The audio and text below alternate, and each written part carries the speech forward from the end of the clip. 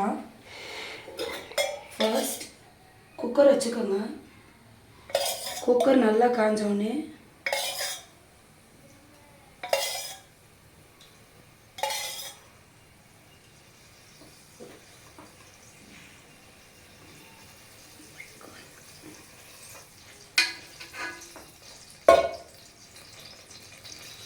tablespoon oil,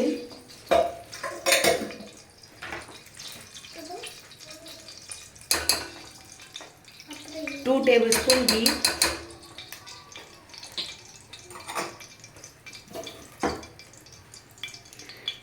ghee நல்லா melt ஆகட்டும்.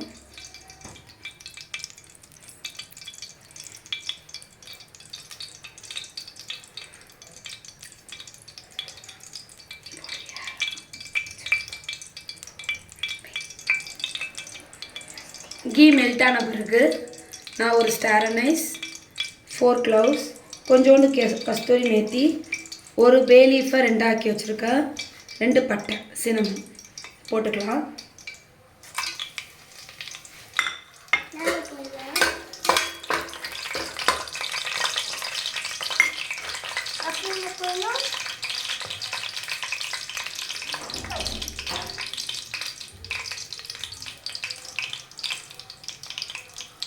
இதெல்லாம் நல்லா பொரிஞ்சு வந்தோடனே நான் வந்துட்டு 2 பெரிய சைஸ்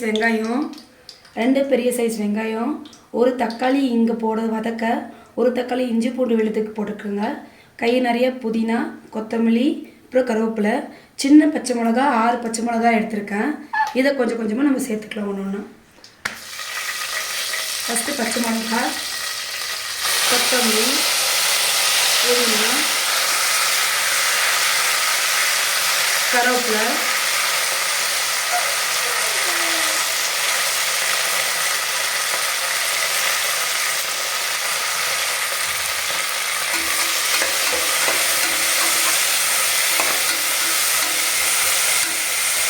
இப்போ வெங்காயம்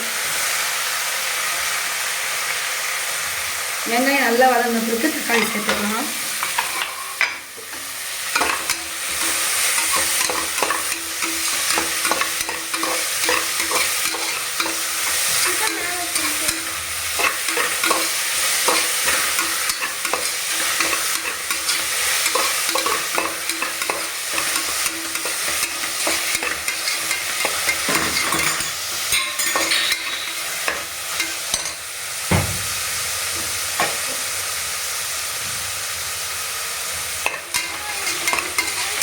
இந்த வெங்காயம் வதக்கிற டைமில் அடுத்த ஸ்டெப்ஸ் என்னன்னு பார்த்துட்டு வந்துடலாம்.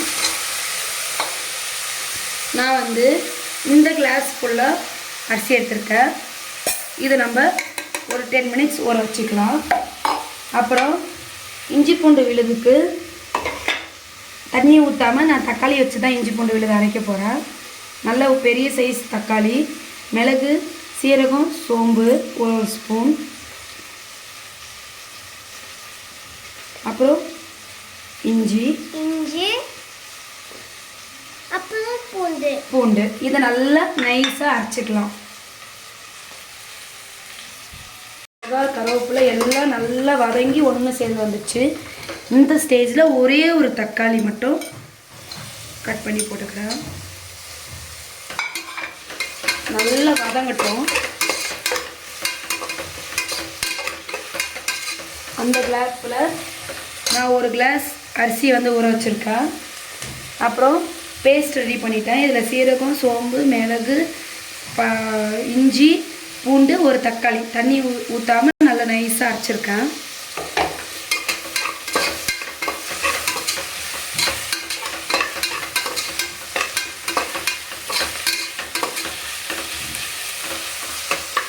நான் இந்த ஸ்டேஜில் கல்லுப்பு போட்டுக்கிறேன்.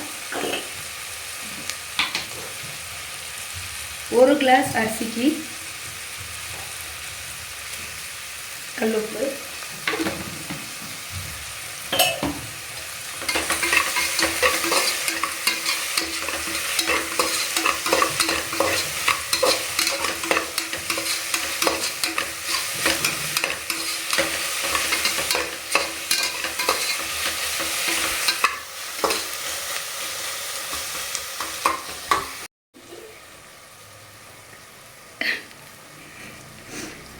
நல்லா வதங்கின பிறகு இந்த பேஸ்ட்டை சேர்த்துக்கலாம்.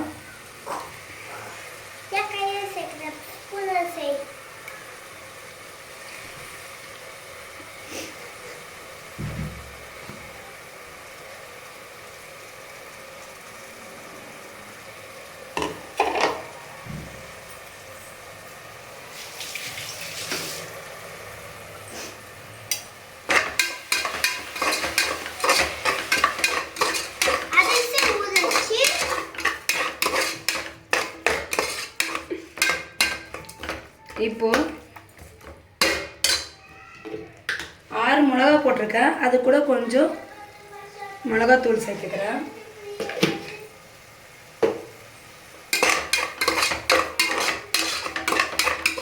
அந்த கேப்பில் அரிசி வந்து 3 to 4 டைம்ஸ் நல்லா வாஷ் பண்ணி எடுத்து வச்சுருக்கேன்.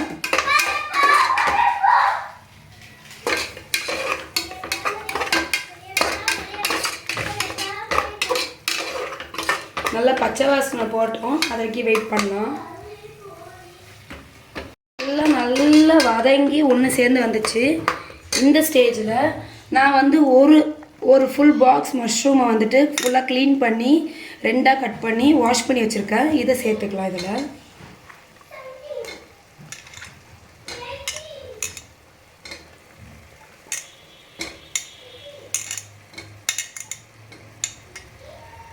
நான் இன்றைக்கி வந்து பட்டன் மஷ்ரூம் எடுத்துருக்கேன். அதை நல்லா க்ளீன் பண்ணிவிட்டு ஃப்ரெஷ்ஷாக கட் பண்ணி போட்டுக்கிறேன். மசாலா கூட நல்லா இது ஒன்று சேர்ந்து வரட்டும்.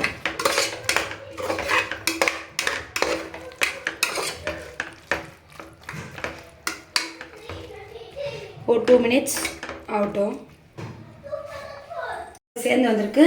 இப்போது நான் இந்த கிளாஸால் 1 கிளாஸ் அரிசி எடுத்துருக்கேன். ஸோ 2 கிளாஸ் தண்ணி ஊற்றிக்கலாம்.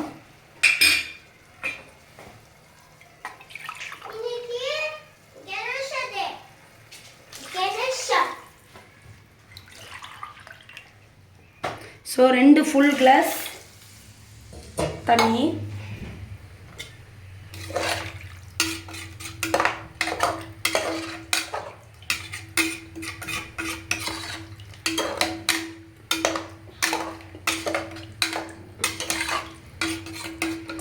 ஒரு கொதி வந்த பிறகு அரிசி சேர்த்துட்டு 3 விசில் விடலாம். எப்படி ரெடியாக இருக்குன்னு நம்ம அப்புறமா பார்க்கலாம். நம்மளோட அருமையான மஷ்ரூம் பிரியாணி ரெடி. இதை பாருங்க, நல்லா இதை உடைக்காமல் க்ளீனாக மெதுவாக கிளறி விடுங்க.